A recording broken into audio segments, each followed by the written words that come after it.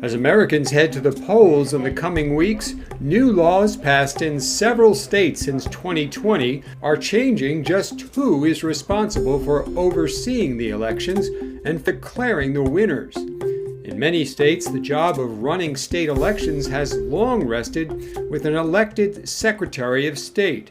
But since 2020's contentious presidential race, legislators in mainly Republican-led states have started shifting that authority to other, critics say, more partisan state officials. Liz Avor is Senior Policy Advisor at the Voting Rights Lab, which tracks state election laws. One example is Georgia passed Senate Bill 202 last year. That was an elections omnibus bill that got a lot of attention for restricting ballot access, and it also made significant changes to the administration of elections in the state. It was through this bill that the legislature stripped the Secretary of State of his role as chairperson of the state election board, which now had a chairperson that was appointed by the legislature. And that bill also gave the state election board the authority to really overtake county election boards. James Gardner studies elections as a professor at SUNY Buffalo's School of Law.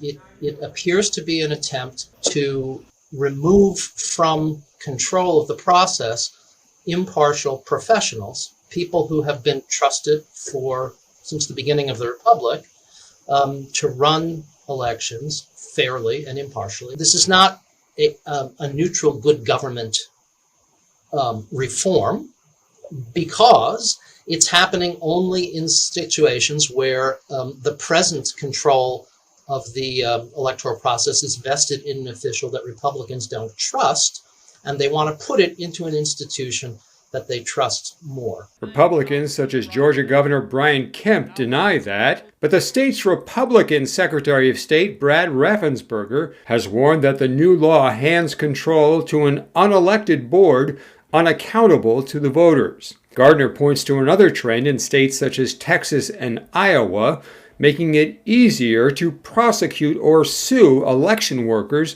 for perceived lapses. Passing laws that criminalize what in the past have been considered perfectly ordinary mistakes that election officials might make in the often complex process of administering elections. Election scholar Walter Olson is with the conservative Cato Institute in Washington. We want accountability from officials. Many of us would agree in principle that election-related misconduct by officials is serious, that we need to have them feel that someone's looking over their shoulder and that there'll be real consequences if they are negligent or worse. But at the same time, doing so heedlessly and simply throwing in criminal penalties, whether or not there's a good case that they're necessary, throwing in terrifying civil penalties. Before long, you are scaring ordinary, civic-minded people from pursuing that career path because you turn it into something where they feel they need lawyers advising them every day. David Becker is a co-founder of the nonpartisan Election Officials Legal Defense Network. The group is teaming up with lawyers in private practice to provide pro bono services to election workers during and after the midterm elections. What we do is we recruit a network of attorneys, again, completely nonpartisan, all across the country, who are qualified to practice in their states. And we also take in requests from election officials who need help or advice. We're usually able to pair them with an attorney within a matter of days.